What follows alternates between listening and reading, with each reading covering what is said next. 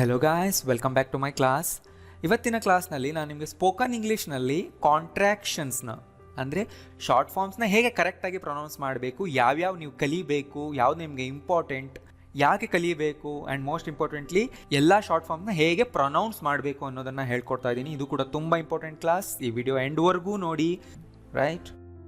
Okay, so ಈ short ಫಾರ್ಮ್ನ contraction ಅಥವಾ ಕಾಂಟ್ರಾಕ್ಷನ್ ಅಂತ ಕರಿತೀವಿ. ವಿ ಯೂಸ್ ಕಾಂಟ್ರಾಕ್ಷನ್ಸ್ ಅಂದರೆ ಐಮ್, ವಿ ಆರ್, ಅಫೋಸ್ಟ್ರಫಿ ಬಂದು ಅಲ್ಲಿ ಕೆಲವು ಲೆಟರ್ಸ್ಗಳು ಡ್ರಾಪ್ ಆಗಿರುತ್ತೆ, ಅಂದರೆ ಶಾರ್ಟ್ ಮಾಡಿರ್ತೀವಿ. ಇವುಗಳನ್ನ ನಾವು ಯೂಸ್ ಮಾಡ್ತೀವಿ in every day speech and informal writing. Informal ಆಗಿ ನೀವು ಟೆಕ್ಸ್ಟ್ ಮಾಡ್ತಿದ್ರೆ, ಇಮೇಲ್ ಮಾಡ್ತಿದ್ರೆ ಅಲ್ಲಿ ಯೂಸ್ ಮಾಡ್ಬೋದು ಇನ್ಫಾರ್ಮಲ್ ಆಗಿ. ಆ್ಯಂಡ್ ಎವ್ರಿ ಡೇ ಸ್ಪೀಚ್ನಲ್ಲಿ ತುಂಬ ಕಾಮನ್ ಆಗಿ ಶಾರ್ಟ್ ಫಾರ್ಮ್ಸ್ನೇ ಯೂಸ್ ಮಾಡ್ತೀವಿ ಮಾತಾಡುವಾಗ. ಗೊತ್ತಾಗುತ್ತೆ ಯಾವ್ಯಾವುದು ಅಂತ ನಾನು ಹೇಳ್ತೀನಿ ನಿಮಗೀಗ, ರೈಟ್? ಸೊ ನೀವು ಯಾವುದನ್ನ ಶಾರ್ಟ್ ಫಾರ್ಮ್ಸ್ ಮಾಡ್ಬೋದು, ಇಲ್ಲಿದೆ ನೋಡಿ.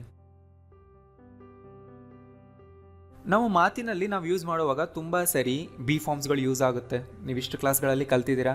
ಹೆಲ್ಪಿಂಗ್ ವರ್ಬ್ಸ್ ಬರುತ್ತೆ, ಅವುಗಳನ್ನ ಸಬ್ಜೆಕ್ಟ್ ಜೊತೆಗೆ ನಾವು ಯೂಸ್ ಮಾಡ್ತೀವಿ.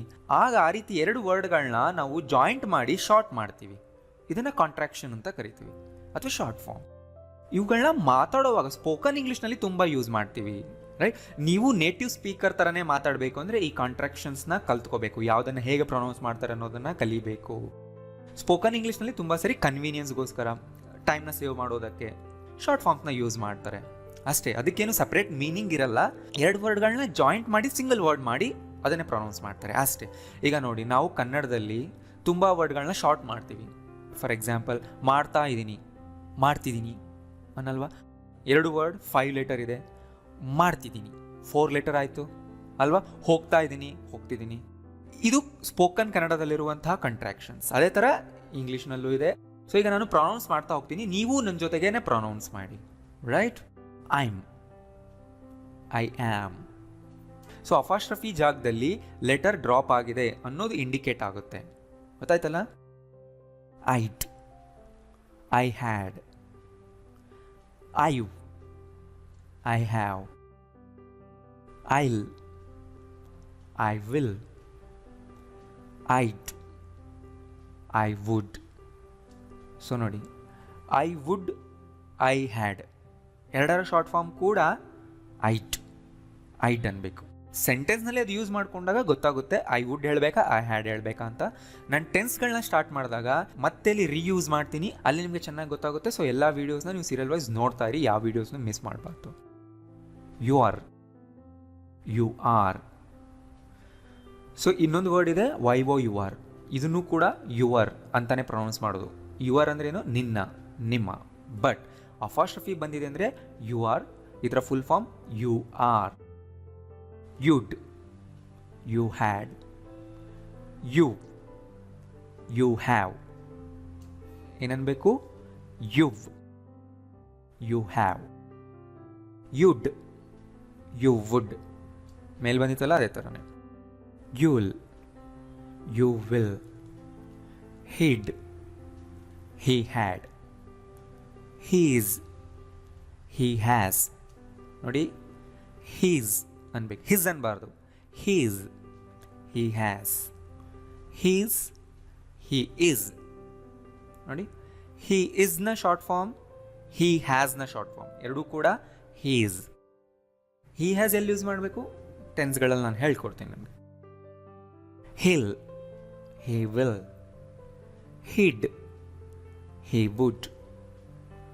She'd, she had. She's, she has. She's, she is. She'll, she will. She'd, she would. It'd, it had. It's, it has. It's, it is. It'll, it will. It'd, it would. We are, we are. We'd, we had. We've, we've. We have. Will, we will. ನೋಡಿ, will ಅನ್ಬಾರ್ದು. Will, we will. We'd, we would. there, they are. Dead, they had. They've, they have. They'll, they will. They'd, they would. Theirs, there has. Theirs, there is. There has, there is. ಎರಡರ short form ಕೂಡ theirs. There'll, there will. There'd, there had. There'd, there would. That's, that is. That'll, that will. That'd, that had. That'd, that would. Aren't, are not. So ಈಗ ನಾನು negative contractions ಹೇಳ್ತಿದ್ದೆ. Didn't, did not. Doesn't, does not. Don't, do not. Hadn't, had not. Hasn't, has not. isn't, is not. wasn't, was not. weren't, were not. won't, won't. will not. want ಅಲ್ಲ, won't, will not. can't or can't. cannot. So ನೋಡಿ, cannotನ single ವರ್ಡಲ್ಲೇ ಬರೆಯಬೇಕು, can not separate ಮಾಡಬಾರ್ದು. couldn't, could not. needn't, need not. shouldn't, should not. wouldn't, would not. mustn't, must not. So ನನ್ನ ಜೊತೆಗೆ practice ಮಾಡಿದ್ರಲ್ಲ, ಇನ್ನೊಂದ್ಸರಿ ಮತ್ತೆ rewind ಮಾಡಿ ನನ್ನ ಜೊತೆಗೆ ಪ್ರಾಕ್ಟೀಸ್ ಮಾಡಿ. ಆ್ಯಂಡ್ ನಾನು ನಿಮಗೆ ಆನ್ಸರ್ಸ್ನ ಹೇಳ್ತಾ ಇದ್ದೀನಿ. ಲಾಸ್ಟ್ ಕ್ಲಾಸ್ನಲ್ಲಿ ನಿಮಗೆ ಕೆಲವು ಸೆಂಟೆನ್ಸ್ ಕೊಟ್ಟಿದ್ದೆ, ಅದರಲ್ಲಿ ಮಿಸ್ಟೇಕ್ಸ್ ಇತ್ತು, ಹುಡುಕಿ ಅಂತ ಹೇಳಿದ್ದೆ. ಕೆಲವು ಜನ ಕಾಮೆಂಟ್ ಮಾಡಿದ್ರಿ, ಮತ್ತೆ ನೀವು ಮಿಸ್ಟೇಕ್ಸ್ ಮಾಡಿದ್ರಿ, ಅಂದರೆ ನೀವು ವಿಡಿಯೋ ಚೆನ್ನಾಗಿ ಅರ್ಥ ಮಾಡ್ಕೊಂಡಿಲ್ಲ, ನಿಮ್ಗೆ ಇನ್ನೂ ಕಾನ್ಸೆಪ್ಟ್ ಅರ್ಥ ಆಗಿಲ್ಲ.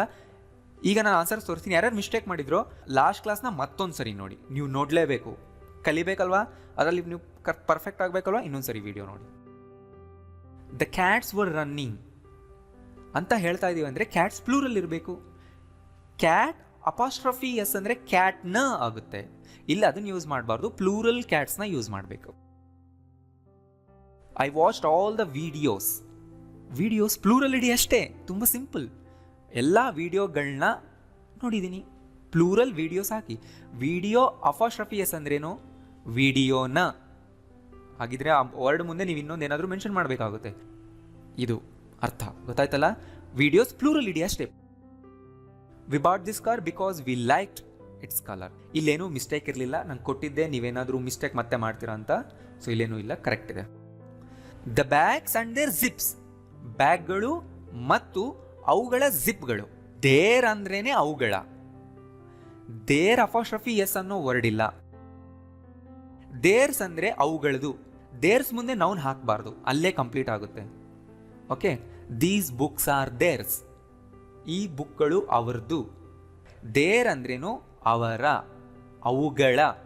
ಈ ವರ್ಡ್ನ ಮುಂದೆ ಒಂದು ನೌನ್ ಬರಬೇಕು, ಅಂದರೆ ಬ್ಯಾಗ್ಗಳು ಮತ್ತು ಬ್ಯಾಗ್ಗಳ ಜಿಪ್ಗಳು ಅನ್ಬೇಕಲ್ವಾ? ಅದೇ. The dog is eating its food. ಇಟ್ಸ್ನಲ್ಲಿ ಅಪಾಸ್ಟ್ರಫಿ ಬರಬಾರ್ದು, ಅಂದರೆ ತನ್ನ ಫುಡ್ ತಿಂತಾ ಇದೆ, ಅದರ ಫುಡ್ ಅದು ತಿಂತಾ ಇದೆ, ರೈಟ್? ಇಟ್ಸ್ ಅಂದರೆ ತನ್ನ, ಅದರ, ಇದರ. ಅಪಾಸ್ಟ್ರಫಿ ಎಸ್ ಹಾಕಿದ್ರೆ ಏನಾಗುತ್ತೆ? ಇಟ್ ಈಸ್ ಆಗುತ್ತೆ. The dog is eating it is food. Wrong. It is ಎಲ್ಲಿ ಯೂಸ್ ಮಾಡ್ತೀವಿ? ಏನಿದು ಅಂತ ಹೇಳೋದಕ್ಕೆ. It is a 5th standard book, ಅಲ್ಲಿ ಬರುತ್ತೆ. Is that dog yours? ನೋಡಿ, ಯುವರ್ಸ್ ಅನ್ನೋದೇ ನಿಂದ ಅಂತ ಕೇಳ್ತಾ ಇದ್ದೀವಿ. ಅಪಾಸ್ಟ್ರಫಿ ಎಸ್ ಹಾಕಿದ್ರೆ ರಾಂಗ್, ಅಲ್ಲಿ ಆ ಥರ ವರ್ಡ್ ಇಲ್ವೇ ಇಲ್ಲ. I think that car is theirs. ನೋಡಿ ಬಂತ? ದೇರ್ಸ್ ಅಂದರೆ ಅವ್ರದಿದು. ದೇರ್ಸ್ ಆದ್ಮೇಲೆ ಅಪಾಸ್ಟ್ರಫಿ ಹಾಕಿದ್ರೆ ರಾಂಗ್, ಆ ಥರ ವರ್ಡ್ ಇಲ್ಲ. The dog is eating its food. Again ಮತ್ತೆ ಸೇಮ್ ಸೆಂಟೆನ್ಸ್ ಬಂದಿದೆ.